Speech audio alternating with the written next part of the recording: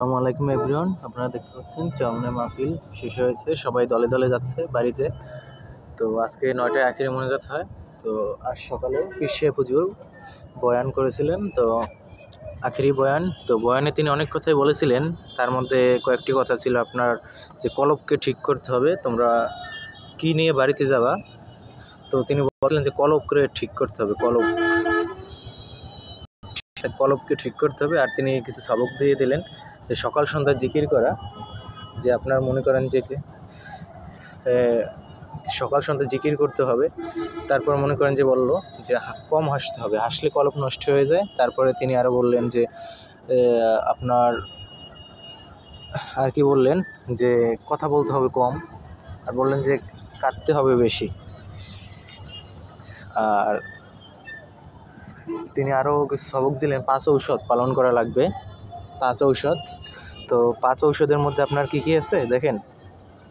5 ঔষধের মধ্যে সকাল সন্ধ্যা 2 বেলা জিকির করা, আর বেশি বেশি ইসলামিক বইগুলো, বিশেষ করে মুজাহিদ প্রকাশনীর, তারপর ইসাক রহমতুল্লাহ আলাইহির, ফজলুল করিম রহমতুল্লাহ আলাইহির কিতাবগুলো পড়া, আর সাপ্তাহিক তালিমে হাজির থাকা, মাসিক ইজতেমায় যাওয়া এবং বছরের 2 বার চরমনাই মাহফিল বিনা ওজরে কাজা না করা, যেগুলো কোরআন হাদিসের মাধ্যমে রিসার্চ করে বের করা।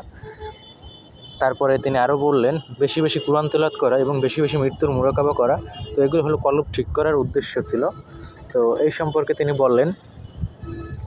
তো আপনারা দেখতে পাচ্ছেন যে মাহফিলের কার্যক্রম এই মুহূর্তে শেষ হয়েছে।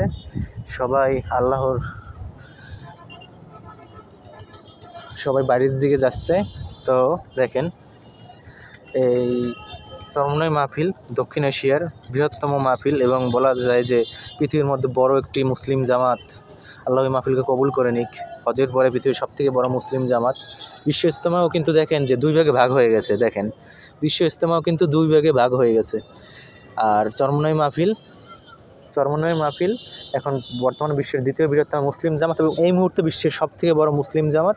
এবং এই যে আপনারা যে জানেন যে এই মাঠে যে বিশাল পরিমাণে জামাত, লাখ লাখ, হিসাব করা হচ্ছে প্রায় 40, যাক ওটা বললাম না, প্রচুর পরিমাণে মানুষ আসে।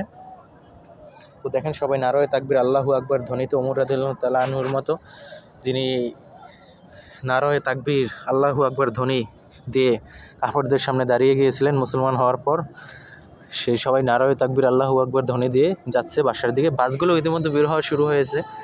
তো ওই যে সবাই লোকজন দলে দলে যাচ্ছে। তো আমাদের ক্যাম্পাসের সামনে থেকেই বাসগুলো যাচ্ছে। ইঞ্জিনিয়ারিংয়ের ক্যাম্পাস বরিশালের, সুন্দর, আমাদের ক্যাম্পাসটাও অনেক সুন্দর। তো আপনারা দেখতে পাচ্ছেন কিনা জানি না।